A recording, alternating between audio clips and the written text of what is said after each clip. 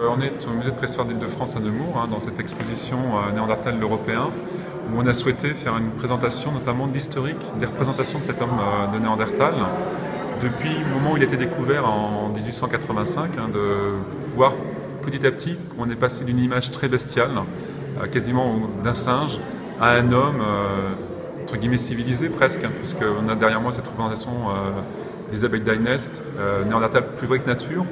Alors bien sûr avec les stéréotypes un peu qu'on retrouve habituellement de l'homme préhistorique assez velu, mais avec quand même une certaine humanité, ne serait-ce que dans son regard. Aujourd'hui, notamment grâce à des nouvelles données, et notamment génétiques ou encore sur des sites archéologiques, on humanise beaucoup plus cet homme de Néandertal, du fait de sa capacité à parler, de sa pensée conceptuelle,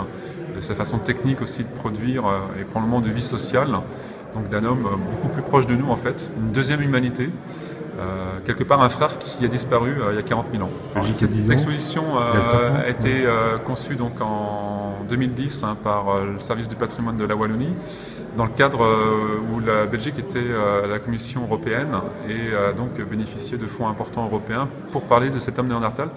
qui s'est trouvé effectivement être un homme qui a vécu essentiellement en Europe. Alors cette exposition a été complétée par des données régionales, notamment françaises, puisque beaucoup de Néandertaliens ont été découverts, notamment en Dordogne. On a la chance que des fouilles aussi récentes ont été menées soit sur des sites en archéologie préventif, soit aussi sur des fouilles programmées, notamment trop proche d'ici à Ormesson. Un chercheur du CNRS, Pierre Baudu, intervient sur un site très prometteur et on a